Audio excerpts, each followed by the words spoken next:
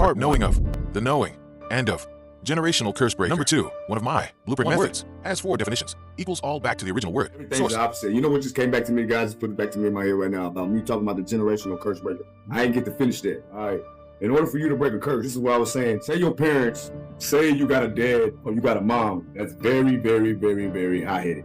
And they're one of the ones that you could be fucking around, right? And then you say something to them or some shit like, Mama gotta tell you. And they be quick, right? And then say they actually had a challenge in life to where it had to be like, they had to have some type of people skills.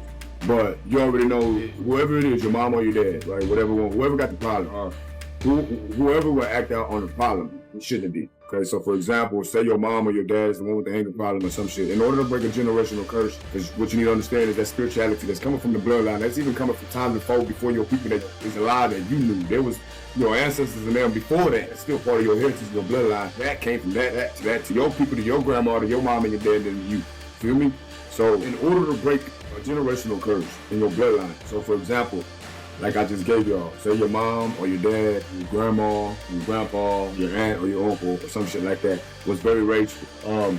And say they came in a time to where, because you got to understand, everything in this life is a test from God Almighty. Everything's a trial and tribulation. Facing levels to the shit, ultimately it ends into a test. You see how there's 3 different things, but it still ends up into a test. Why I say this one word has 4 definitions and everything ties in together. So what I mean by that, how I teach a lot of people is like this. And this is what I mean about learning the definition, the pure definition of every word, right? But I'm gonna show you how everything ties into everything. If I was to write the word anger, big, anger. Just imagine the word anger, very big right now, right? What would tie into anger?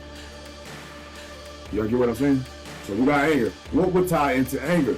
Bitterness, unhappiness, frustration, irritation, stress, anxiety. And people be like, but how's that tie in? Okay, get enough stress. Tell me it won't make you angry. Don't worry, I'll wait. You get it now? You see how all that ties into the main thing, you feel me? I feel like we're having class today. Hey, y'all welcome to class, you know what I'm saying? I'm waking up, I'm taking y'all to the office, you feel me? So back to the one word, 4 definitions, all that ties in together. Like I said, anger, frustration, all that can tie into anger. Look how I broke it down, dissected it, show you other fragments and other, how can I say, methodologies or analogy, whatever you want to say, on how I'm giving you another perspective on how all that ties into what. And remember what I tell y'all, when I'm talking, when I'm teaching, I'm going to say the main word, I'm going to say the main source, I'm going to show you the main title, I'm going to show you the main label, whatever it is. Like I just said, anger, right? And then I'm gonna break it down like how I just told you, frustration, all that, envy. You know what I'm saying? Envy is all that shit. All that shit goes into anger. And what is anger create? Breaking down my blueprint for humanity, my blueprint methods, trials and tribulations, facing principalities.